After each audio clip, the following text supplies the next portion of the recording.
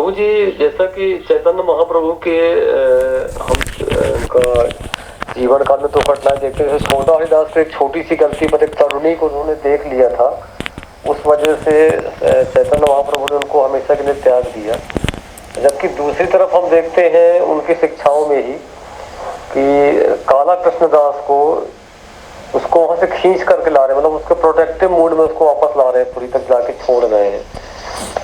तो इसमें ये ऐसा कैसे, मतलब चैतन्य महाप्रभु का एक तरफ छोटा दास को पूरी तरीके से त्याग रहे हैं और दूसरी तरफ काला कृष्णदास को पूरा प्रोटेक्टिव फॉर्म में वापस अपने साथ लेकर के आ रहे हैं।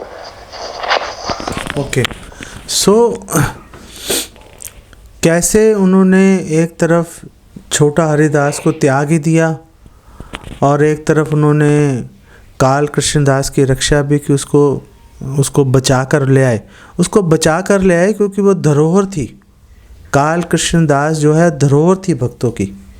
भक्तों ने चैतन्य महाप्रभु को सौंपा था कि ये आपकी सेवा करेगा।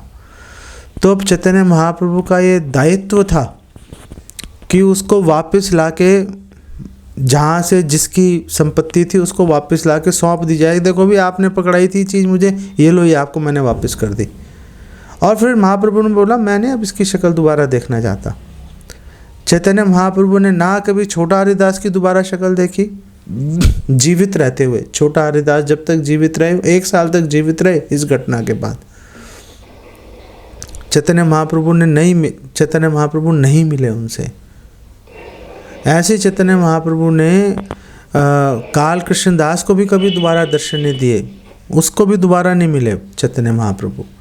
सो दोनों के साथ जो व्यवहार में कोई फ़र्क नहीं है, लेकिन क्योंकि काल कृष्णदास को वहाँ पे दक्षिण भारत में छोड़कर, हालांकि वो ही छोड़ के चला गया था महाप्रभु को, लेकिन क्योंकि महाप्रभु के हृदय में ये बात थी कि भाई मेरे को धरोहर पकड़ा रखी है, मेरा कर्तव्य है इसको वापस सही सलामत लेके आना, बस उतना काम उन्होंने किया और फिर उससे सरोकार ख़त्म कर दिया। यद्यपि छोटा हरिदास ने भी बहुत पश्चाताप किया, यद्यपि काल कृष्णदास ने भी बहुत पश्चाताप किया, लेकिन महाप्रभु ने एक्सेप्ट नहीं किया। उन्होंने बोला भाई अगर आपने, मतलब आप मेरे साथ जुड़ गए और फिर आपने इस तरह का व्यवहार किया तो पूरे हमारे समाज पे लांछन लग जाएगा। उसको कैसे स्वीकार कर लूँ लांछन को, पूरा समाज कैसे अनैतिक बना दूँ, मैं स्वीकार नहीं कर सकता। अदरवाइज़ चैतन्य महाप्रभु पर ही प्रहार कर दो आप, चैतन्य महाप्रभु फिर भी स्वीकार कर लेंगे। जैसे जगाई मदाई ने नित्यानंद प्रभु पर प्रहार कर दिया, लेकिन चैतन्य महाप्रभु ने फिर भी उनको स्वीकार किया, चलो कोई बात नहीं, मैंने स्वीकार कर लिया। लेकिन अगर कोई अवैध संबंध बनाएगा, मन में काम वासना को स्थान देगा, महाप्रभु रिजेक्ट कर देंगे उसको तुरंत। नए भक्त को नहीं, जो भक्त मैच्योर हो गया, परिपक्व हो गया, बोल रहे हैं कि हम तो महाप्रभु के पार्षद हैं जी, हम तो उनके अंतरंग भक्त हैं, अंतरंग भक्त बन गए तो उसकी कीमत देनी पड़ेगी। कीमत है कि मन में कभी काम वासना नहीं लेके आ सकते। काम वासना आएगी, महाप्रभु से लिंक, महाप्रभु इमीडिएटली अपना लिंक ख़त्म कर देंगे। अब वो सहानुभूति नहीं दिखाएंगे वो वाली। अब तो उसके बाद जब कभी नंबर लगेगा तब नंबर लगेगा, तुरंत काम नहीं होगा कुछ भी। फिर मेरा एक प्रश्न है कि गीता में ओम का उच्चारण और ओम शब्द को ही सब उसमें सब कुछ समाहित है ऐसा, और ध्यान करें कृष्ण जी का और उच्चारण करें, जाप करें ओम का, इस बारे में कुछ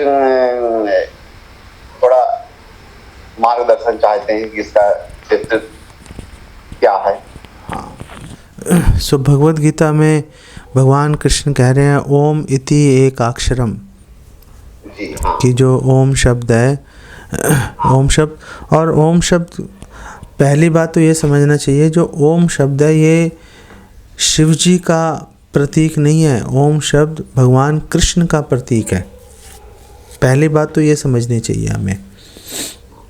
दूसरी बात यह है कि क्या ओम शब्द हम उच्चारण करके भगवान कृष्ण का स्मरण कर सकते हैं? हाँ, कर सकते हो। भगवान कृष्ण भगवद गीता में खुद ही कह रहे हैं कि हाँ, किया जा सकता है, लेकिन कलयुग के अंदर जो है हर युग के लिए एक मंत्र चलता है। तो कलयुग के लिए मंत्र है हरे कृष्ण महामंत्र। तो ओम शब्द का उच्चारण करके भगवान कृष्ण का स्मरण करेंगे, फ़ायदा मिलेगा, लेकिन मैक्सिमम लाभ मिलेगा हरे कृष्ण महामंत्र का कीर्तन करने से। तो ओम शब्द का जाप करने से मनाही नहीं है, लेकिन अगर आपको मैक्सिमम लाभ चाहिए, मैक्सिमम लाभ आपको मिलेगा हरे कृष्णा कृष्णा कृष्णा हरे हरे, हरे राम राम राम हरे हरे। इसका उच्चारण करने से आपको मैक्सिमम लाभ मिलेगा।